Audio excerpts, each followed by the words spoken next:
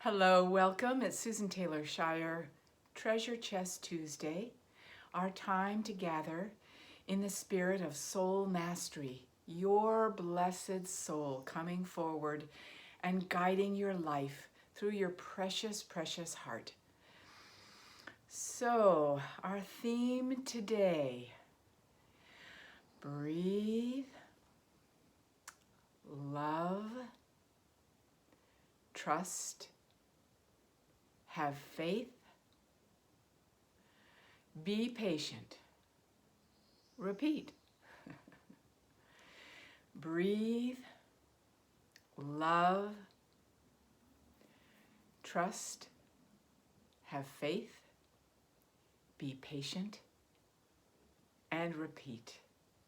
Oh, if we could have a mantra like that all the time. I encourage you to do exactly that. Have that mantra going. Breathe, love, trust, have faith, be patient, and repeat. I'm going to keep saying it. I think that's all we need to do today, don't you? And then just keep bringing our energy into this midline. Breathe, love, trust, have faith, be patient, repeat. Okay, and it will bring a smile to your heart, I hope, just like it brought a smile to my heart to say that with you. So, yes, there's no shortage of things cooking. It's like having a stove with a professional stove with about 16 burners, and there's something going on every single burner right now, isn't there? Woohoo! And that is why us as the cosmic chefs, each of us as the cosmic chef, has to hold this place inside so all of the cooking and percolating can happen in harmonic grace. Because there's nothing wrong with multidimensional cooking, is there? Nope, nothing wrong with it. We are multidimensional beings, and we do have a capacity to have many things going on the burners at once, as long as we don't jump into one of the pots, right? We want to be our multidimensional self, and what we're doing is strengthening our connection to that multidimensional self so that we can add more burners and allow the cooking to get bigger and bigger all the time, because that's what we want. We want this awakening process to really move. So the more we're able to handle at once, and that's what we're learning to do, the better off we will be as this transformation occurs. And it's occurring, there's no doubt about it. But we have to have this patient factor, because we are building a whole new body. You may not feel it physically as yet, but it's happening.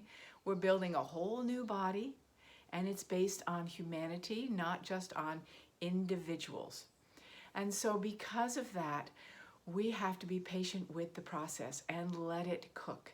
And all sorts of things on the outside will not be the focus. Please. So, in the United States, there's a whole bunch of new cases of the COVID-19 virus coming up. And I'm hearing all sorts of things about people being freaked out, pulling back, getting angry, you name it, all of that. I want to give you a great analogy, okay? There's another level of awakening happening. What if that were the case? Even though it looks like it's just about more cases showing up on coronavirus, there's another level of awakening happening, and that's what we need to see. This is the higher perspective. We always need to have a little bit larger, different perspective, don't we? So imagine that that's the case. Don't we want this awakening process to happen? It may not be convenient. It may be an uncomfortable truth. But in order to bring more people on board, it seems that they have to be caught in that place of going, oh my God, I'm humble. My heart is opening, because if you get tested positive, for instance, there's a sense of, oh my gosh, what do I need to do to take care of myself, to take care of others. There's just an awakening that happens as it relates to being part of humanity. And so that is a good thing. Not that I'm asking for more people to die. It's greater awareness of being of heart and humility and compassion, moving out of heartlessness and abuse of power, which is, damn it, I'm going to do what I want when I want it.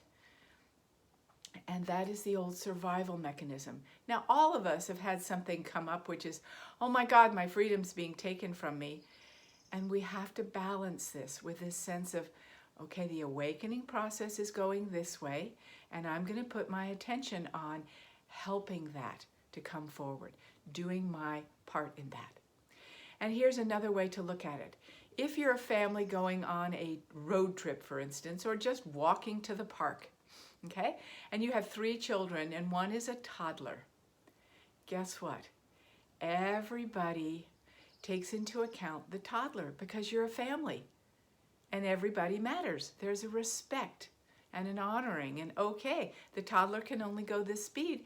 So if the older kids want to run around in circles on the way to the park while the toddler walks quietly, great. This is an analogy that relates to the awakening process. We are making space for more awakening to happen. And this is where we need to get the larger perspective so we can expand into our multidimensional self and make space for others. Isn't that what inequality has been?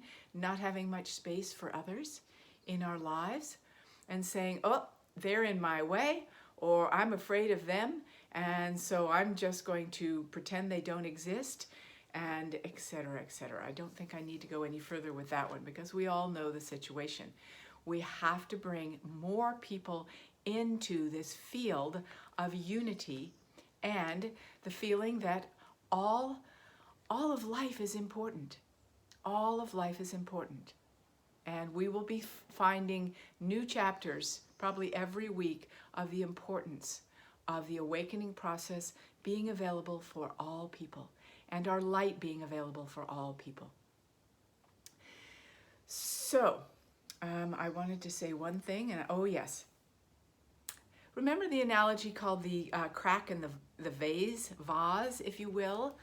How the crack in the vase, which looks like, oh my God, the vase is cracking open, is allowing more light to come in.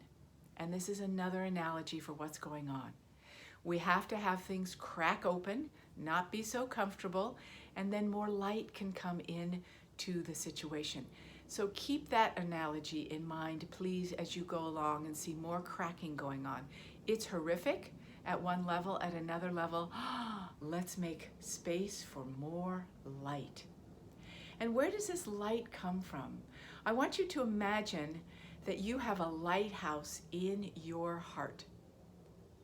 And that lighthouse in your heart, I want you to put attention on it so that your guidance, the universal pulsation of harmonics that is constantly at play through nature, the universe, everything but human consciousness, animals, that guidance system of life, creating the new world of that harmonic pulsation, can find you.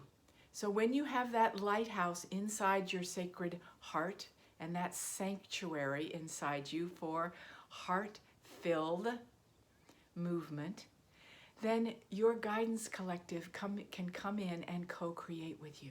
So keep that lighthouse moving. That is the light that will spread into the vase that's cracking right now. So important. So important for you to have that. And then you will have much greater patience for the process going on. Because really it always comes back to that, doesn't it? It's all about our intention, and our intention for ourselves and our humanity is to hold that light.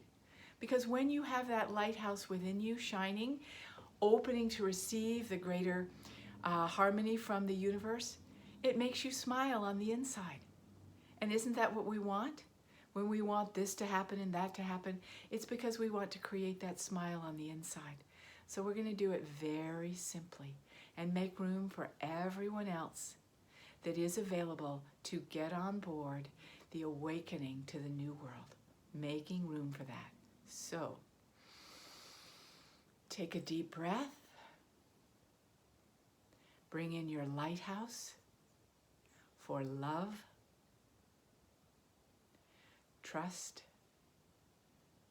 have faith, be patient, and repeat. Once more, breathe. Love with that light on. Trust. Have faith. Be patient. Repeat. So much love to each one of you. Thank you so much for being here and holding this vibration of expansion into multi-dimensional creation for each one in this world, and for yourself, the universe, and all who wish to awaken at this time. So don't forget to subscribe if you're not part of YouTube and this channel, and go to my website, soulmastery.net, to be able to find more wisdom, support, love, and capacity to generate an even deeper sense of connection for yourself and your life.